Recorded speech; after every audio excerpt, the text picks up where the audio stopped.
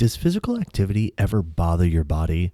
Does it hurt or feel painful when you try to exercise or work out? How do you exercise consistently if this is the case for you? On today's episode of the Exercise is Health podcast, Julie and I are going to dive headfirst into this conversation to discuss what we view as the tips and tricks that you can start to implement if exercising or physical activity does not feel good for your body in order to help you do that consistently. We're going to cue the intro song and then we're going to dive right into this conversation. Welcome to the Exercise is Health podcast, where we're talking about exercise, health, and the interconnectedness of the two.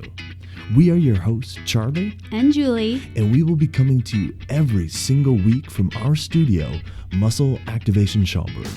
Hey, what's going on, everybody? This is Charlie. Before we dive into this week's episode, I want to let you know that we recently released a book called The Exercise for Life Method. And if you enjoy the conversations that we have every single week on this podcast, then you are going to love this book. So to pick up a free copy of this book, all you have to do is go to exerciseforlifemethod.com. Now, without further ado, let's dive into this week's episode. Hey, welcome back, everybody, to the Exercise is Health podcast. We are your hosts, Charlie and Julie, and we're coming to you from our studio, Muscle Activation Schaumburg, here in Schaumburg, Illinois. Now, at Muscle Activation Schaumburg, we believe your health is your most valuable asset, and the single best thing that you can do to both boost and protect this asset is exercise. Specifically, exercise that's geared towards building the health and function of your muscles. Now, one thing that often comes up, especially with a lot of the clients that we work with when they first start coming in to us here at MAS is, well, exercise doesn't really feel good for my body. It might be that things are painful or things are just kind of achy, or it's been, 10, 20 years since you've worked out and just starting to get moving again. There's some discomfort that comes along with that. So the question today is, how do you exercise consistently if that's the case for you? Because the reality is, in order to get the health benefits of exercise, you need to exercise in the first place. And in order to consistently get those health benefits, you need to be able to exercise consistently. So, if something doesn't feel good for your body, if there's aches, if there's pains, if there's discomforts that come along with it, how do you go about changing how you're exercising in order to make sure that you can exercise consistently? Now, I just want to clarify as we're building this idea of, who we're talking to. I find that most people don't work out for two reasons. Number one, they think they don't have time. And number two, is this thing, it hurts or it doesn't feel good, or I have, a bum knee, or, I throw out my back too easily, those types of things. What we're not talking about in this podcast today is, when you're working out and you start feeling muscles burning, some people really like that sensation and some people really don't like that sensation. We are not talking about that sensation today, that muscle burning, or some people will say, oh, it's sore when they're working out. That's like a result of the muscle getting tired and fatigued and being worked.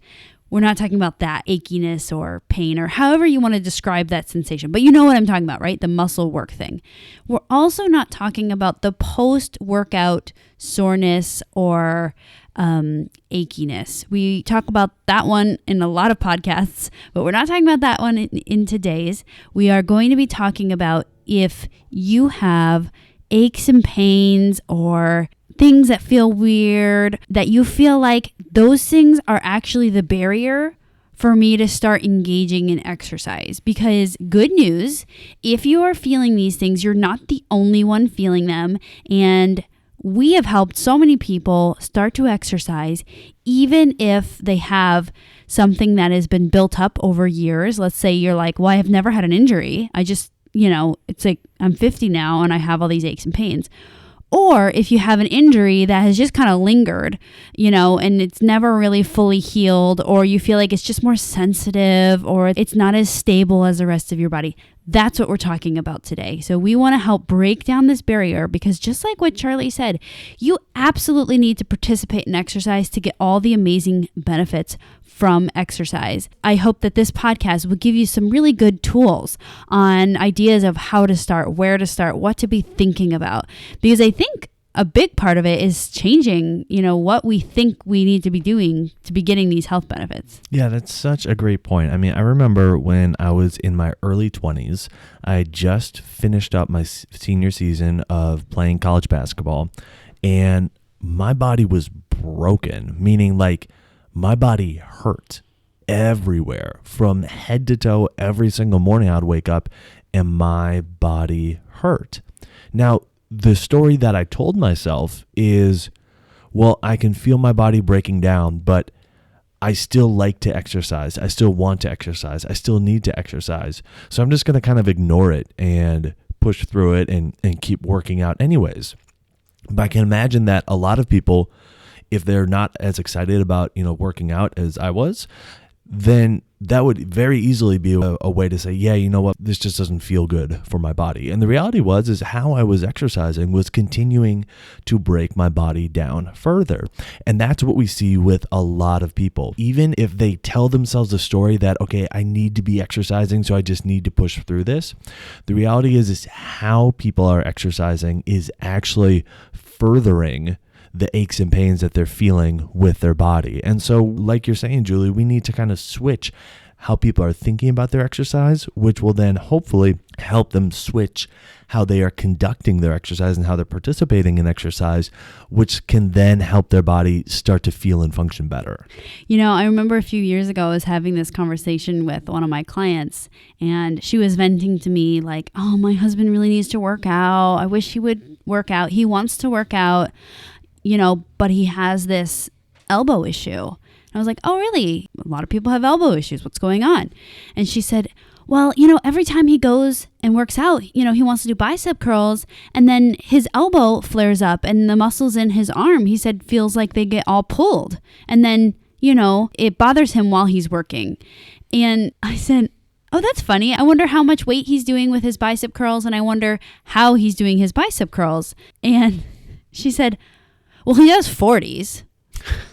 And just left it like that. And in my head, I thought, well, there's a lot of other weights that are less than 40 that he could try. That's a good start.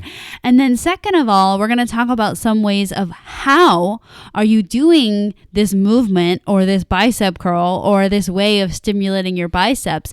And so what's funny is that because he couldn't do his 40s when he did bicep curls, then he just couldn't work out at all. And that's a huge problem. So there was a couple things I want to highlight in this story. Number one, again, there's a lot of things we can manipulate with that exercise to still get the health benefits of stimulating the biceps without doing it in that manner. But second of all, just because there's one area of your body that might feel weird doesn't mean that the rest of your body can't work out. So if you feel like, well, I cannot solve this problem around my elbow or my knee or my low back, so that means I just can't work out. Or, oh, I can't solve the problem with my foot, so I just can't work out because all I like to do is walk, and that involves my foot. Well, there are a lot of other things that you can do and ways to still get health benefits if you're not going to work that area that, is not feeling good. Now, where we'd like to start this conversation is kind of the shift in perspective about the role that exercise is playing as it pertains to improving the health and function of your body. And what we need to understand from the start is that exercise is designed to create a change within your body. Now, why that is important is because a lot of times we get caught up all the stuff that's outside of our body. And when we get caught up in that stuff, we often end up sacrificing how the inside of our body is feeling, how the inside of our body is functioning. And that's when these issues can start to become more prevalent and more chronic. All right, so what does this mean? Exercise is designed to create a change within your body. Well, the practical application or the takeaway is that when you are exercising, you need to be focusing on what's going on within your body, and you need to not be worrying about all the stuff that's happening around your body. So meaning you need to stop worrying about the amount of weight that you're lifting. Okay, the story that you were telling, Julie, about your client's husband. Okay, we need to move past the idea that, well, bicep curls are done with 40s and start to ask, all right, well, what would be a challenge to appropriately stimulate the inside of my body, regardless if that's using 40-pound dumbbells or whether it's using 5-pound dumbbells? The amount of load doesn't matter because the goal is not what's going on outside of the body. The goal is what's going on within the body. And so this is one of the most difficult shifts I feel like for people to make. But when you can make this shift, it will change everything for you. Charlie, what you're saying is so right on. Exercise really has to be an internal event. The whole reason we exercise is to change our internal, which is how we change our health. The thing is that a lot of people that are passionate about exercise, that are quote unquote workout people, they can do a whole bunch of stuff without breaking down. And so that's what we see as fitness. And what we see in the magazines is all the external. Oh, this woman looks like she's doing this move and that move and, holding a plank like that and doing this variation. And, oh, it got her like tight buns and all these things. And what we see on social media. The thing is that because exercise is a doing, us as humans, we observe it with our eyeballs, like we see it. And so that's how we learn it. The majority of the population does not actually seek out professional help. So what happens is that we're learning from other people that have not learned from professional help. And we're learning by seeing.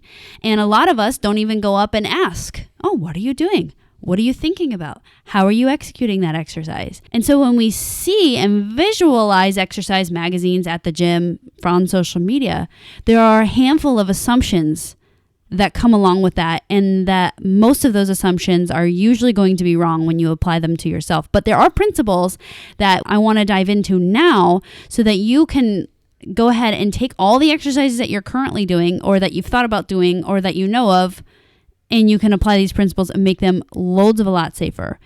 When we're thinking about influencing the internal properties or the internal function of your body, everything rides on how you leave your workout. We don't care as much what you do in your workout because that is what is marketed right now. When you work out, you want to do these 5 exercises. When you work out, you want to do as many of these things in 1 minute as you can 5 times through. It's all about the doing. What we have to start focusing on is, I don't know, maybe we'll say it's all about the leaving. How are you leaving your workout? Are you leaving in a better place than when you left? And I'm not talking about mentally, because a lot of people will talk about that, right? It's like, oh, I just need it for stress relief. That's kind of the only positive thing I think most people use workouts for.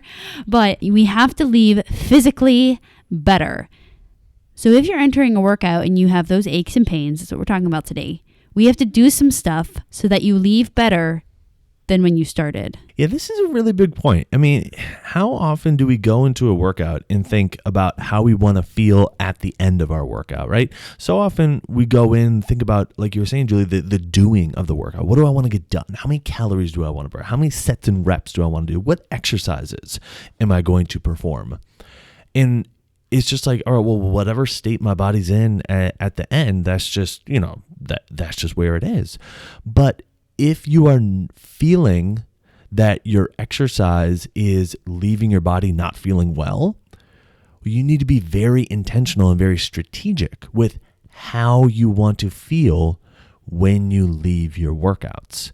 And that starts really from the moment you start your workout, is thinking about, okay, when I leave this workout, do I want to feel stronger? Do I want to feel more connected? Do I want to feel like I can move better? Do I want to feel some fatigue in some areas, but not as much fatigue in other areas? Deciding that from the get-go will make every single choice that you make during your workout so much easier and so much more straightforward if you can enter with that clarity. But again, this is something that's really not discussed at all. And so people don't think about that when they are going and doing their workouts.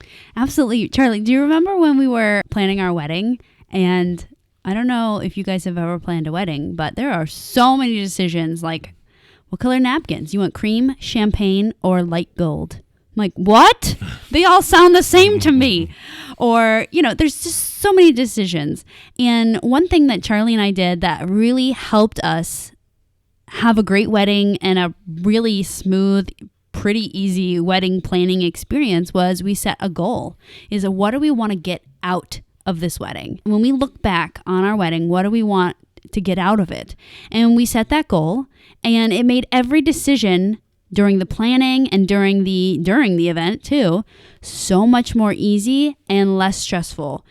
You can do that with your workouts too. Set your goal. I want to leave this workout feeling better, functioning better, more connected, and make decisions based on that mentality.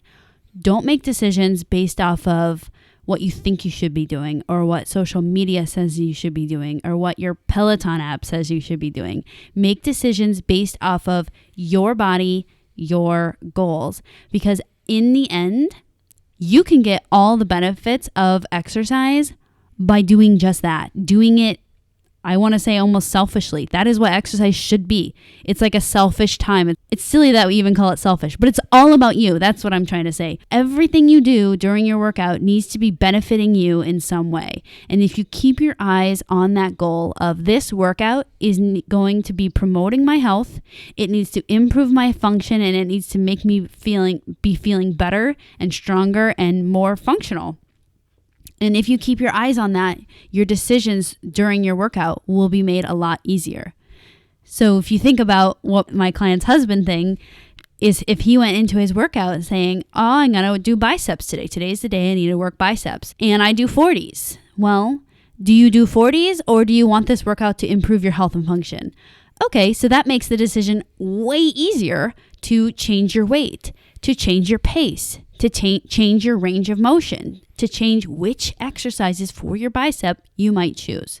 Because each scenario will lead to drastically different outcomes. All right, so now that we have this shift in mentality, the question is, what should you be doing during your exercise in order to help you not feel beat up, achy, sore, or hurting after your workouts?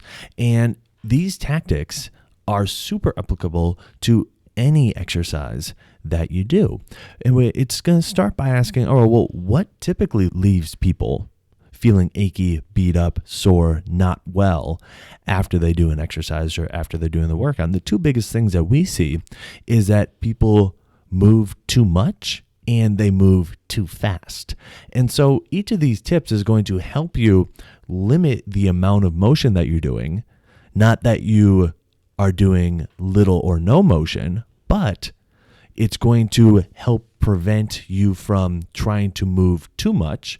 And then it's also going to help prevent you from trying to move too fast. Okay, so the first tip is what we call prioritizing contraction over motion. So what does this mean?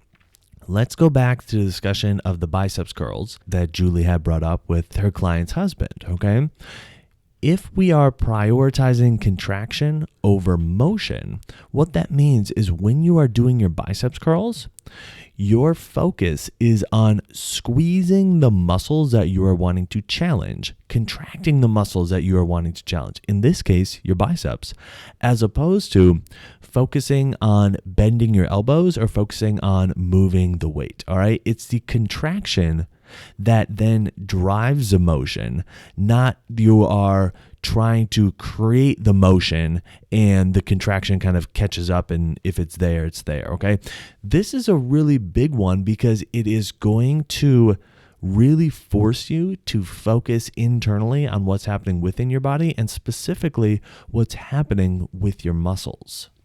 I love this tip so much because it is probably the most potent thing that you can change. Like if you added this to your workout, this would completely change your workout. I want to quickly clarify something that I hear a lot that is not what we're saying.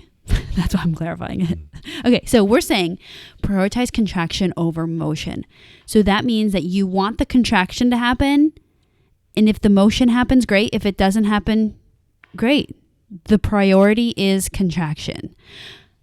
What a lot of people say is, well, yeah, when I do my bicep curls, when I do my lateral raises, when I do my squats, I feel the contraction. That's what they're saying. Yeah, I feel the burn. I feel it. I feel it in my shoulders, feel it in my butt. I feel it in my biceps. Great. Check that off. I'm prioritizing contraction over motion. That is actually not what we're saying.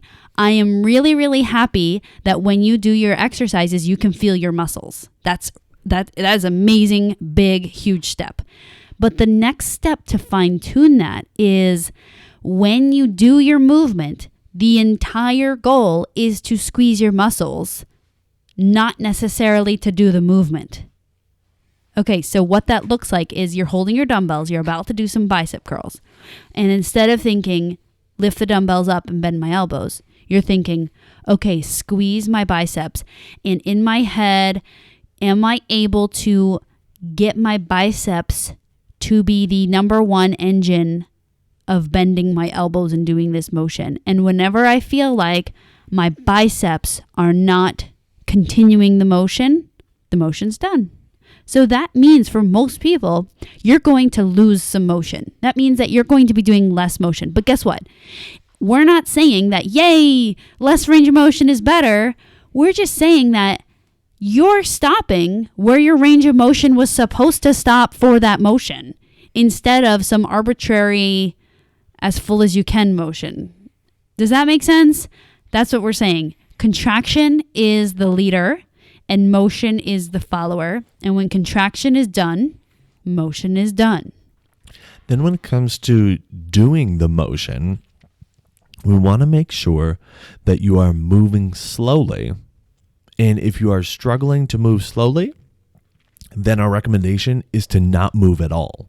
All right. So you're prioritizing the contraction over the motion. And then when you go to move, you're not thinking, okay, I'm going to squeeze as hard as I can. That means I'm going to move really fast. Like, no. Move slowly. And this is the slower you move, usually the easier it's going to be to focus on squeezing your muscles and prioritizing the contraction. But if you are struggling to prioritize the contraction while you're moving, then we recommend that you actually do no motion at all. In other words, you do an isometric exercise. So for the biceps curl, you might just get your elbows bent to 90 degrees and you might just hold the weights and squeeze right there. You're not bending your elbows anymore, but you are just squeezing your biceps, and that will allow you to start to make that connection and improve your ability to really sense your biceps squeezing. And then once you get that squeezing down, then you can start to add in the motion, but still prioritizing the contraction over the motion. This is a great one. Isometrics. It's all about squeezing muscles, but not moving. And guess what? Exercise, contrary to popular belief, is not about moving. It's about the muscle contraction. It just so happens that when we move, our muscles do contract. We actually want to prioritize the contraction since that's the part where health benefits come from. So yes, if you would like to try isometrics in different ranges, that would be excellent. We use this a ton with clients. We blend movement-based exercises. We blend isometric-based exercises. Isometrics are awesome, especially if you have some joint funkiness or like some crunchiness in your joint called crepitus, or it just feels weird.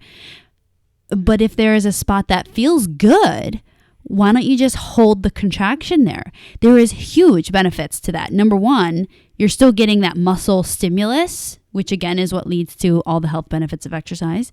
But also, it is very common that if you can find the area of whatever joint you're having issues with, the area that feels good, and do contractions or holds in that good feeling area, it is so common that your body will give you more. You're saying, wait, hold on a second, Julie. I have a joint issue, not a muscle issue. Well, guess what? Muscles control joints.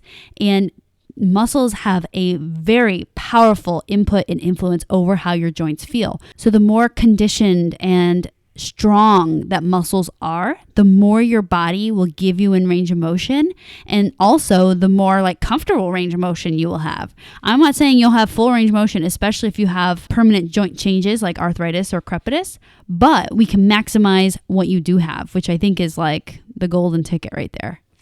And then once you are feeling more competent with the prioritizing contraction over motion, and you have down the move slowly or not at all, then the third step, and actually this really might be the first step, we're just kind of bringing it up third, but it's this idea of body matching your exercise. And it's really about matching the exercise to how your body's feeling, how your body's functioning, what your body is able to do in that moment versus trying to match your body to the cookie cutter version of the exercise. This is where we see so many people start to get overly analytical about their form and about making sure they're doing things the right way. And unfortunately, for most people, doing things the quote unquote right way is actually more detrimental to them than doing something that maybe doesn't have like the picture perfect textbook form, but is actually respecting how their body is designed to move on that day and is able to work on that day. I have such a great example of exactly what you're saying, Charlie. The other day, I was training a client and we were doing, I call them lunges. If you saw them, you wouldn't call them lunges, but the muscle outcome goal is the same as lunges. So anyways, whatever. So I'm describing this exercise to my client. She's doing it. She's kicking butt. She's doing great. She's doing everything I want her to do. And she's like, wow, I've just never seen lunges like this before. And I was thinking, well, yeah, because we've created it around your body, not around what a lunge is supposed to look like. And at the end of the session, I was like, you did amazing with those lunges. I'm so proud of you. You were focused. You were squeezing. And she said, yeah, but they were like modified lunges. And I thought, okay, I understand what you're saying. You feel like you weren't doing the real thing, but for your body, those were the real thing. That was the A+ exercise for your body. Had we have done the lunges that looked like the lunges that she sees in the Women's Health magazine, those probably would have been like a C- for her because they didn't fit what her body could do that day. She has knee issues, and so a lunge is very tough on her knees, and I wasn't willing to sacrifice her having a few days of swollen, achy knees just so that we could do some lunge exercise that Women's Health magazine says we should do. So really thinking about changing your exercise and matching it to how your body's feeling so that, again, you can leave your exercise more functional, stronger, and healthier than when you entered. And health, most people don't think about this, but health includes how your joints are feeling and functioning. Most people think like health is like eating apples and stuff, but health is actually how do you feel? How is your body functioning? If you are limping, that is not a sign of good health. That's a sign that something is not functioning properly. So matching your exercise is not modifying. And we decided, Charlie and I don't know, a year ago? Last year, yeah. Last year, we used to say, oh, pick the modification you want. And we always said that word. And I was like, Charlie, I just hate that word. People hate that word. And it's just a terrible word because we're not saying that, oh, if you do a lunge, there's 3 options. Choose option A, which is the gold standard, or B or C, which are 2 modifications. And when we hear the word modification, we think less quality, less effective, less correct. You know, we're not doing the awesome option. But when we change the idea to body matching, what that means is that we're actually choosing the A+ golden ticket option for your body for that workout. So make sure you're body matching and really try to accept and understand that when you body match, that is the best option for your body. So if exercising is super uncomfortable for you while you're doing it and in the hours that follow your exercise, there are some things that you can do to try to help with this. First, it starts with a mindset shift about what exercise is for and how you should be approaching your workouts in order to leave your workouts feeling well. And then there are some things you can do within your workouts as far as how you are conducting your exercises and what you're thinking about while you're doing your exercises that will make a dramatic impact as well. So who do you know that needs to hear this episode? Who do you know that is not feeling well during their workouts and that is preventing them from exercising on a consistent basis? Share this episode with them so they can learn about the things that they could be thinking about and the changes they could be making in order to help them exercise on a more frequent basis. And while you're online, head on over to iTunes and leave us a rating and review. It helps people find this podcast when they're looking for information on exercise and when they're looking for information on health. So if you found value in this conversation today, let us know by leaving us that 5-star rating and review. Well, thanks so much for tuning in. We always appreciate it. Have a fantastic week, and we'll talk with you all next week.